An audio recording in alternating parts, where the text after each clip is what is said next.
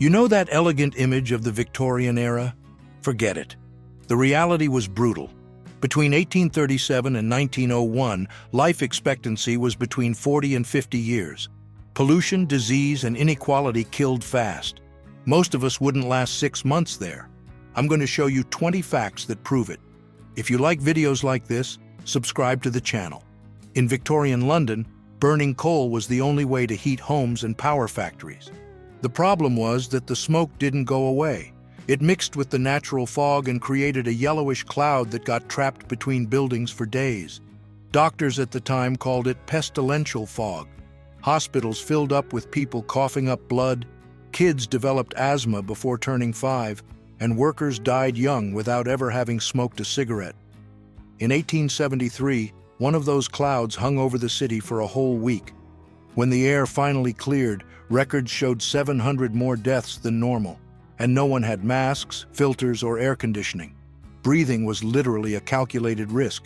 In 1850, the Thames was basically an open-air sewer. Sounds like an exaggeration? Well, people actually drank that same water. The result was devastating. The cholera epidemic between 1848 and 1849 killed 50,000 Britons. Doctors at the time didn't even know the disease came from contaminated water. It was only when the stink became unbearable in the summer of 1858, in what was called the Great Stink, that Parliament finally took action. Politicians couldn't work because of the smell. Ironic, right? Thousands died and nobody did anything.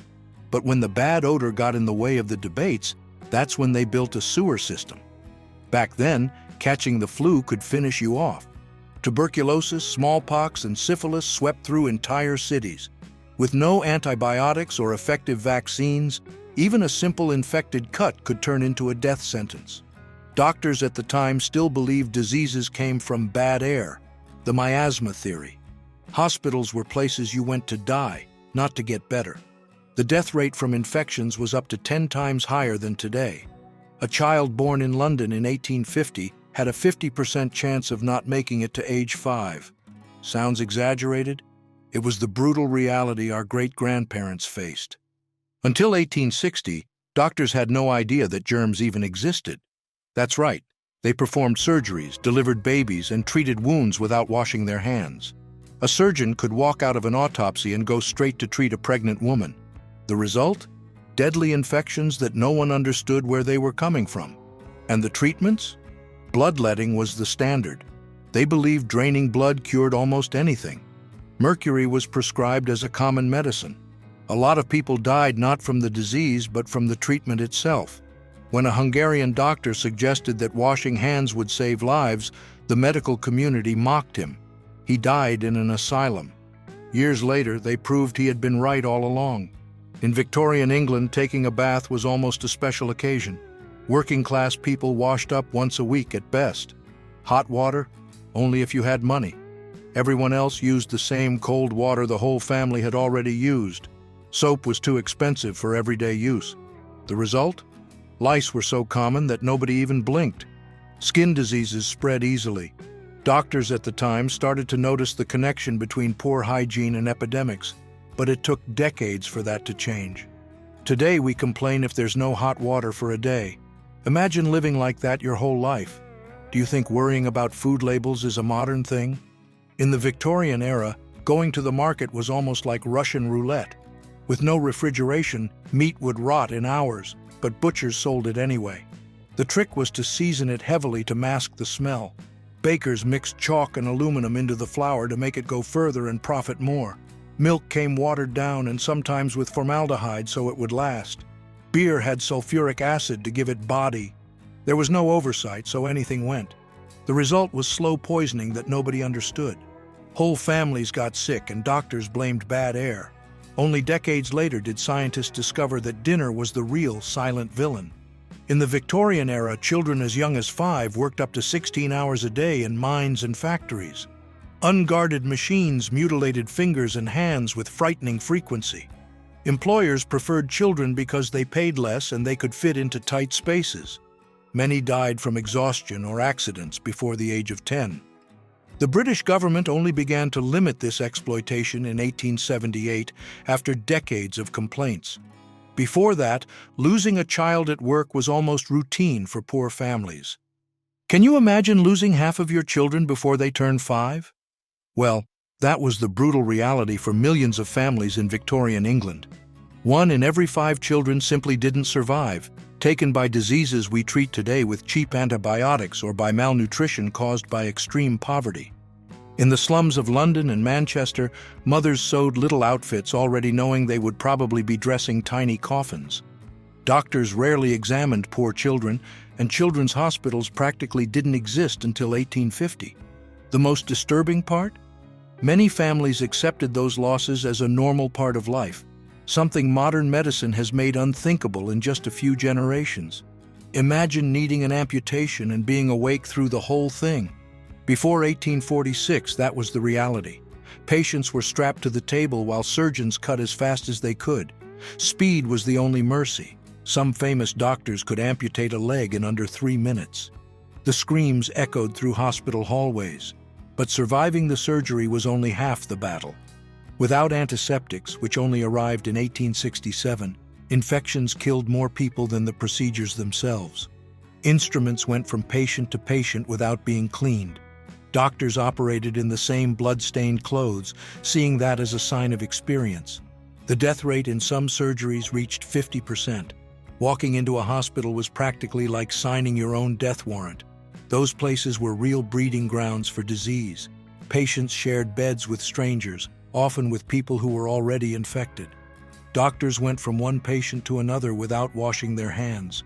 Surgeons operated in the same blood-stained clothes from the day before, seeing that as a sign of experience. Sepsis killed more people than the actual illnesses that brought patients there. Only the very poor went to hospitals. Anyone with even a little money would rather die at home, because the odds were literally better. In the Victorian era, a wrong handshake could ruin your life. That's not an exaggeration. English society worked like an invisible court where every gesture was judged. Respectable women couldn't walk alone in the street. They needed a chaperone even to go to church. A man who spoke to a lady without being formally introduced was committing a serious offense. The rules were so strict that there were manuals teaching how to enter a room, when to smile, and even how long to look someone in the eyes. Anyone who got it wrong paid dearly. Entire families lost invitations, business, and advantageous marriages. For many women, being ostracized meant real poverty, since they depended on social connections to survive. London was a real nightmare after the sun went down. Gangs controlled whole neighborhoods, pickpockets worked in broad daylight, and murderers vanished into the fog without leaving a trace. The police? They went around unarmed, with no radio, no phone, just a whistle and legs to run. When Jack the Ripper started killing in 1888, detectives could barely communicate between precincts. 5 women were brutally murdered in Whitechapel, and the case was never solved. The scariest part: historians estimate crimes like that were common. They just didn't make headlines. The Victorian era sold progress and morality, but in the dark alleys, might made right. In the Victorian era, sharing your home with rats and cockroaches was just normal. There were no modern pesticides, so these creatures wandered freely through the rooms, even where food was prepared. The real problem? These pests carried fleas that spread serious diseases, including the plague. Whole families would wake up with bites all over their bodies, and no one could get rid of the source. The poorest suffered the most, but not even mansions escaped completely. Cats helped, but they didn't solve it. Living meant accepting this unwanted company and hoping you wouldn't get sick. In the Victorian era, fashion could kill, literally. Corsets were cinched so tight they shifted ribs and squeezed the lungs. Women fainted not because they were delicate, but because they could barely breathe. And the dresses? They could weigh up to 20 kilos, dragging filth from streets packed with horse manure. The worst part was the dyes. That bright green everyone loved, made with arsenic. Manufacturers knew it was dangerous but kept making it anyway. Factory workers died first, then the customers. Skin sores, vomiting, hair loss, everything ignored in the name of looks. Vanity came with a steep price back then. Without a refrigerator, milk would go sour in just a few hours. Children died of diarrhea from drinking what seemed safe. Pasteurization only arrived after 1860, and until then, typhoid epidemics swept through entire neighborhoods because of contaminated food that no one could identify in time. In the Victorian era, workers faced brutal 14 to 18-hour days in English factories. The environment was suffocating, with dust in the air, constant noise, and the intense heat of steam-powered machines. There were no regular breaks, proper ventilation, or any kind of protection. Exhaustion took its toll. Accidents were routine, fingers lost in gears became a common thing, and many workers simply didn't make it to 40. Factory owners argued that stopping the machines meant losing money, so production never stopped, even when bodies gave out. Only after decades of public pressure and parliamentary investigations that shocked British society did the first laws limiting working hours begin to appear, slowly changing that reality. A married woman was practically her husband's property. Sounds like an exaggeration, but it was the law. When a woman got married, everything she had became her husband's. Money, inheritance, even clothes. She couldn't sign contracts or open a bank account. If the marriage was hell, tough luck. Divorce did exist, but it cost a fortune and ruined the woman's reputation. A man could divorce over adultery, but she had to prove adultery plus something else serious, like extreme cruelty. And voting? Not a chance. Only in 1918 did some women manage to get that right in England. Queen Victoria ruled an empire, but her female subjects couldn't even control their own wages. The Victorian era had a serious problem nobody talks about. Cities truly stank. Horses were the Uber of the time, and each one left about 10 kilos of manure a day in the streets. Multiply that by thousands of animals and you get the chaos. Flies everywhere, diseases spreading easily. And the noise? Forget sleeping peacefully. Factories ran day and night, vendors shouted in the streets from early on, and carts made a hell of a racket on the stone pavement. Air pollution was brutal too. Coal smoke made London's skies so dark they had to light street lamps at noon. Doctors back then were already warning. Living in a big city was slowly killing people. Traveling back then was a gamble with your life. England's roads looked like battlefields. Carriages would tip over into potholes nobody fixed, throwing passengers into the mud, or worse. When trains arrived, things didn't get much better. Boilers would explode without warning, cars would derail on curves, and passengers sat on wooden benches with nothing to hold them in place. There were no inspectors, no rules. Railway companies only started caring about safety after important people died in crashes that turned into newspaper scandals. Before that, anyone who got on a train was basically signing their own fate. In Victorian London, alcohol and opiates worked as escape valves for millions of exhausted workers. Gin, called Mother's Ruin, cost less than bread and destroyed whole families in poor neighborhoods. But the most disturbing thing was laudanum, a mix of opium and alcohol sold freely in pharmacies.